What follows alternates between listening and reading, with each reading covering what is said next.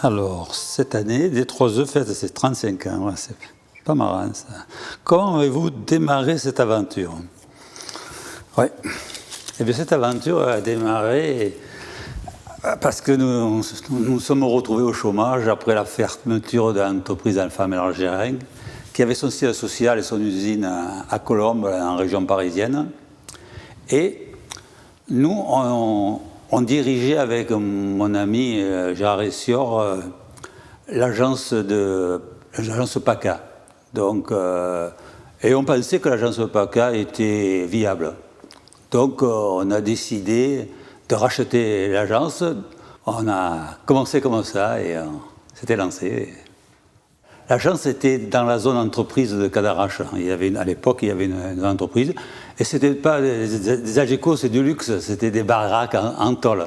Mon seul diplôme, c'était un CAP d'électricien. Et au fin des années 50, j'étais au centre d'apprentissage de Manos. Moi, je ne suis pas allé à l'école. Hein. Moi, je suis bac moins 6. Hein. Bon, on avait faim, il fallait faire tourner l'entreprise. Puis il y avait les gars aussi. On était rapidement 20 personnes.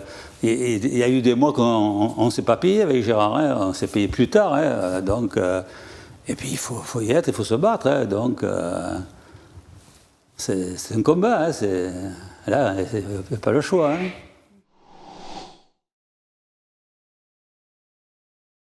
Hein. J'ai rejoint D3E en 2004 pour prendre en charge le secteur courant faible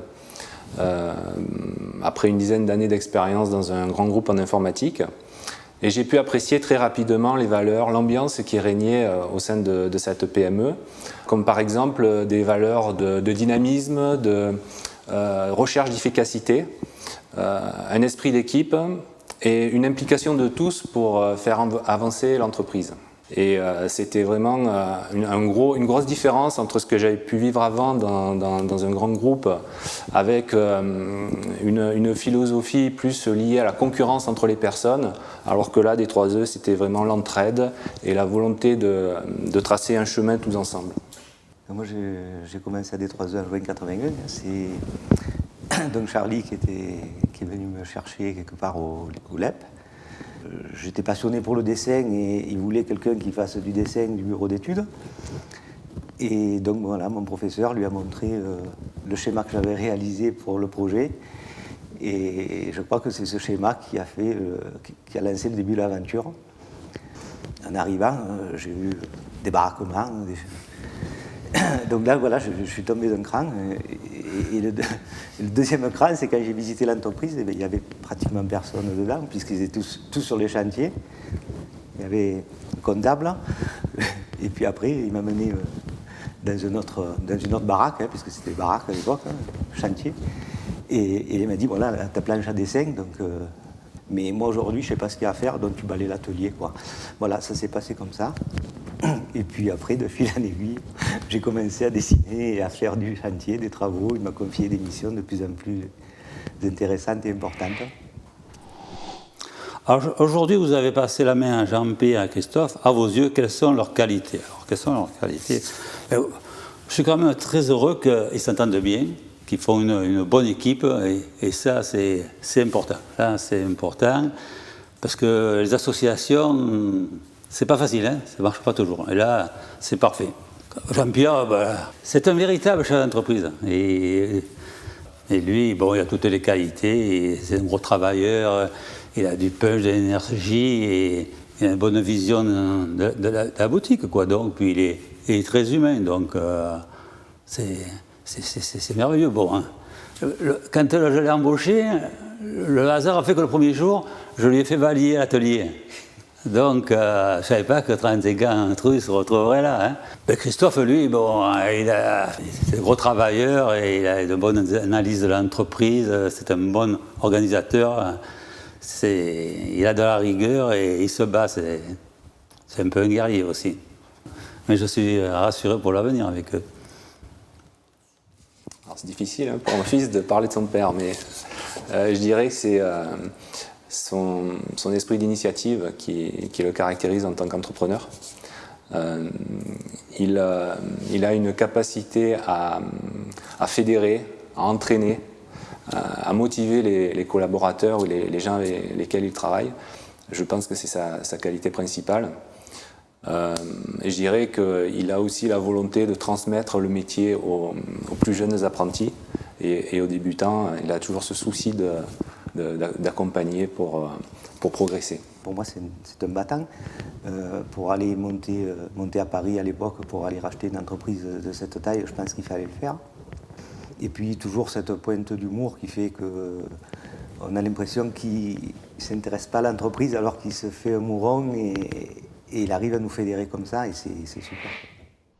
Les défauts, je pense qu'il faut être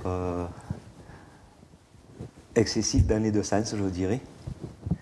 Il ne regarde pas d'investir dans des outils, dans des logiciels pour avancer. Par contre, il est capable de s'énerver parce qu'il y a quelqu'un qui a jeté un collier par terre. Donc, il est capable de tripler la prime de quelqu'un qui a fait du bon boulot. Voilà. C'est ce côté excessif dans les deux sens qui peut désorienter, mais bon, nous, on le connaît, on sait comment il fonctionne.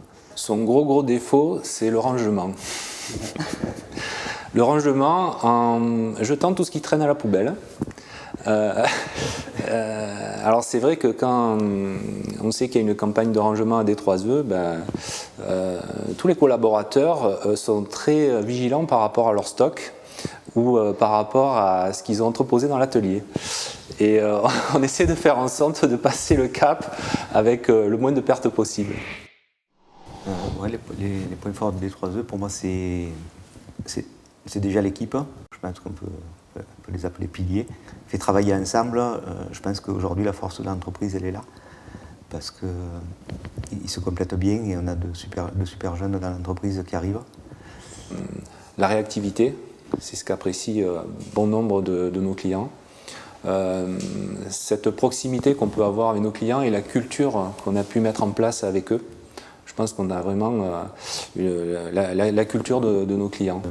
Les gros donneurs d'ordre, comme le CEA ou l'EDF, exigent beaucoup de certifications. Donc à chaque fois, on est resté à la page et on n'a pas attendu. On est allé de l'avant, on a même engagé des certifications qui n'étaient pas obligatoires. Aujourd'hui, on fait de la RSE. Mais je pense aussi que notre fierté, c'est vraiment cette indépendance. D3E est une des dernières PME de la zone d'entreprise de Cadarache et on peut même élargir au département. Je pense que tout ce qu'on peut souhaiter, c'est de pouvoir concurrencer ces grands groupes encore au moins 35 ans grâce à cet esprit d'initiative, cet esprit d'équipe qui nous anime. Quelle vision pour les prochaines années? Premièrement, il va falloir gagner les 35 tournois de football organisés par la SCEA, parce que cette année, on a perdu en finale et c'est inadmissible. Alors le coach adjoint a été sanctionné et voilà. Bon, ça, je plaisante. Hein. Il faut continuer la politique qui est menée. Il faut une progression lente, parce qu'une entreprise qui maintient un chiffre d'affaires recule. Mais il faut y aller très lentement.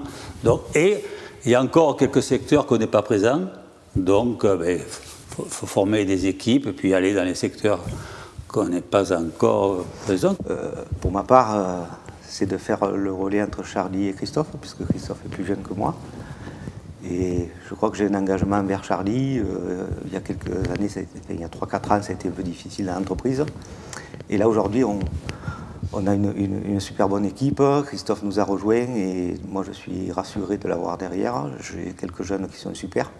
Voilà, on veut se faire plaisir au travail et on veut garder les valeurs humaines qu'on nous a inculquées, quoi. On ne veut pas grossir, on ne veut pas se faire acheter pour préserver nos équipes. Bon, par rapport au développement commercial, je dirais que c'est conforter nos positions dans l'industrie avec nos clients qui sont plutôt orientés grand compte, en essayant de démarcher de nouveaux clients qui auraient les mêmes exigences au niveau des habilitations, des certifications, tout ce qui fait un petit peu notre ADN. C'est aussi d'essayer de limiter notre dépendance vis-à-vis de ces clients historiques qui ont fait le succès de D3E, en essayant de nous orienter vers un marché plus régional, en essayant de travailler, de se rapprocher de tout ce qui est local et du territoire, et enfin de s'ouvrir aux nouvelles technologies. les bâtiments connectés, comme ce fabuleux bâtiment dans lequel nous sommes, l'efficacité énergétique pour préparer les chantiers de demain. Et puis aussi, Jean-Pierre a un fils, Christophe a un fils, et ils font toutes les deux des études d'ingénieur dans le secteur de l'électricité. Donc peut-être si ils en ont envie et s'ils en ont surtout les capacités, pourquoi pas qu'ils prennent la relève. Marie, la fille de Jean-Pierre, nous a rejoint il y a quelques mois. Elle est chef comptable chez nous. Elle trace le chemin. C'est une belle aventure. Il faut que ça continue.